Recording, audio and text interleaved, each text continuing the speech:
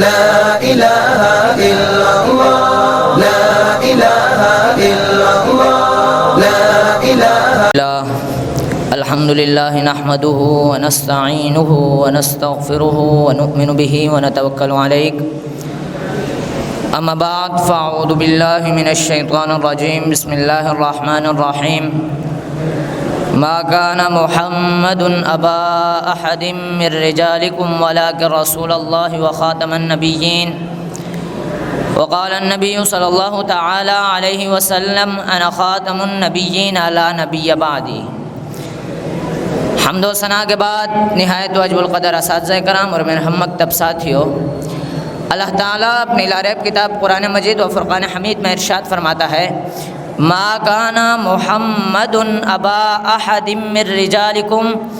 ولکن رسول اللہ وخاتم النبیین،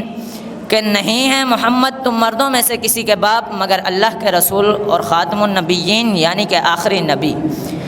حضور علیہ السلام اپنے ختم نبوت کی گواہی دیتے ہوئے ارشاد فرماتے ہیں انا خاتم النبیین لا نبی بعدی۔ حضور علیہ السلام ارشاد فرماتے ہیں میں ہی آخری نبی ہوں،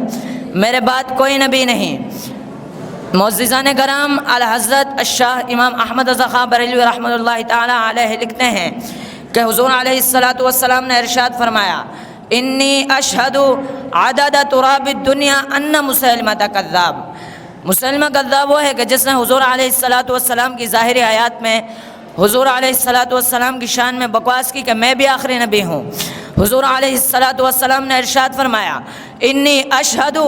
عدد تراب الدنیا ان مسلمہ کذاب، کہ حضور فرماتے ہیں کہ اس دنیا میں جتنی مٹی ہے اس مٹی کے ذروں کے برابر میں خود گواہی دیتا ہوں کہ مسلمہ کذاب ہے، یعنی مسلمہ جھوٹا ہے۔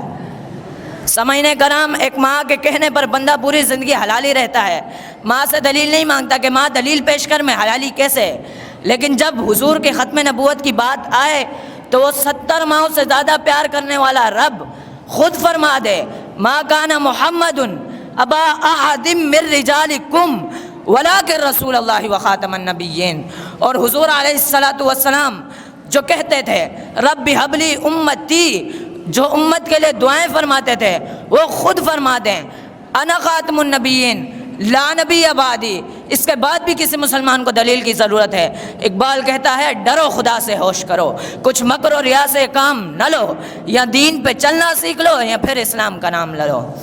سامعین کرام، ماضی میں پھر ہم نے دیکھا کہ جب گستاخیاں کی گئی حضور کی شان میں، ہر وقت میں ایک غازی، کوئی غازی تنویر قادری بنا، کوئی غازی ممتاز قادری بنا، کوئی غازی عامر چیمہ بنا، کوئی غازی خالد بنا، لیکن جب فرانس نے حضور علیہ السلام کے گستاخانہ خاکوں کو شائع کیا تو ایک امیر المجاہدین، ایک مرد قلندر لاہوری لاہور کی سرزمین سے اترا، اس سے یہ نعرہ لگایا لبیک یا رسول اللہ، اور نعرہ لگاتے ہوئے فیض آباد میں دھرنا بھی دیا اور لانگ مارچ بھی کی گئی فرانس کے خلاف، اور وہ مرد قلندر یہی نعرہ لگاتا لبیک یا رسول اللہ، یا رسول اللہ میں حاضر۔ اور لبیک یا رسول اللہ کے نعرے سے پھر باہر کے لوگوں نے دیکھا، پھر جو فرانس کے سفیر تھے انہوں نے دیکھا کفر لرزتا رہا، کفر نے دیکھا کہ یہ کیا ہو گیا، تو اعلی حضرت نے کہا